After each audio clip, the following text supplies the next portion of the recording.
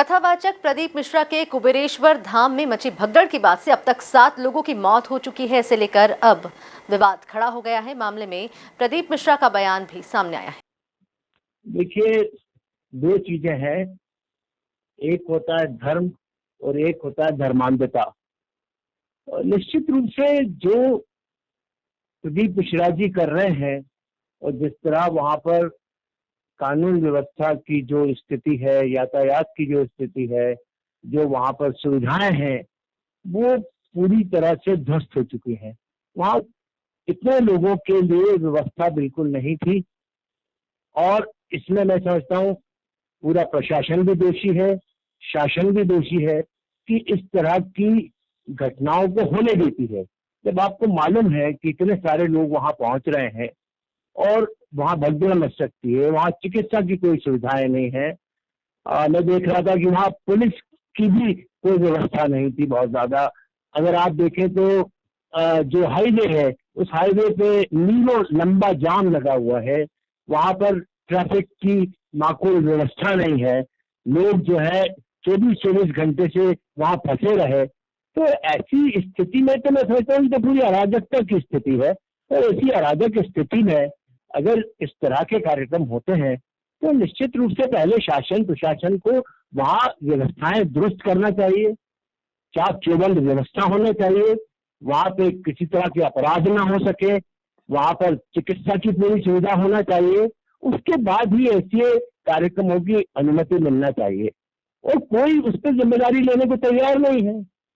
ये और दुर्भाग्यपूर्ण बात है। तो मैं समझता हूँ कि इस तरह की अगर घटनाओं की पुनरावृत्ति को रोकना है तो इस तरह के जो कार्यक्रम हो उन कार्यक्रमों पर पहले रोक लगाई जाए। पहले वहां पर अनुमति देने से पहले क्या वहां पर लोग आएंगे, कितने लोग आएंगे, इसका एक आकलन होना चाहिए और उस हिसाब से पूरी व्यवस्थाएं की जाना चाहिए। जो लोग कार्यक्रम कर रहे हैं उनकी तरफ से भी और शासन प्रशासन की ओर से भी कभी इस तरह के कार्यक्रमों की अनुमति देना चाहिए।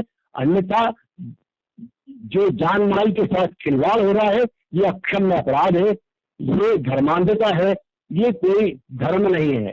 मैं समझता हूँ धर्म की आड़ में जिस तरह से लोग धर्मांधता फैला रहे हैं, ये अक्षम्य अपराध है। भगवान भी इसको माफ नहीं करेंगे। देखिए, मुझे लगता है कि कांग्रेस सिर्फ आरोप और आलोचनाओं के इर्द गिर्द रहकर राजनीति करने का काम करती है। पूर्व में भी हम देखते आए हमेशा आरोप लगाने का। किसी की भी जाना निश्चित रूप से दुखद है। हमारी संवेदनाएं उन परिवारों के साथ है।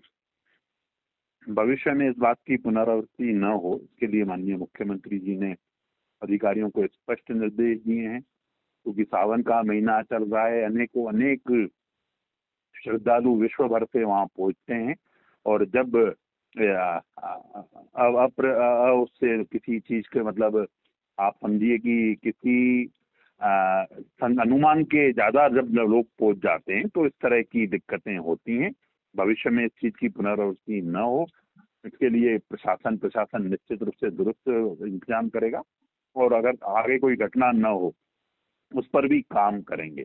आपका यह कहना कि जांच होनी चाहिए, निश्चित रूप से माननीय मुख्यमंत्री जी ने स्पष्ट निर्देश दिए हैं। जो दोषी हैं उन पर कार्रवाई भी होगी, जांच भी होगी, जांच का परिणाम आने दीजिए। जी, लेकिन कांग्रेस लगातार आरोप लगा रही है। कांग्रेस का कहना है कि पहले भी इस तरह के घटनाक्रम हुए लेकिन कोई एक्शन नहीं लिया गया। क्या अब एक्शन लिया जाएगा या नहीं लिया जाएगा? देखिए, समय समय पर सब अगर कोई घटना होती है तो उस पर कार्रवाई की जाती है और एक्शन भी किया जाता है। अभी भी मैंने आपको कहा कि माननीय मुख्यमंत्री जी गंभीर है, उन्होंने इसको गंभीरता से लिया है। जांच हो जाने दीजिए, दूध का दूध और पानी का पानी होगा। जो भी दोषी होगा उसको बख्शा नहीं जाएगा।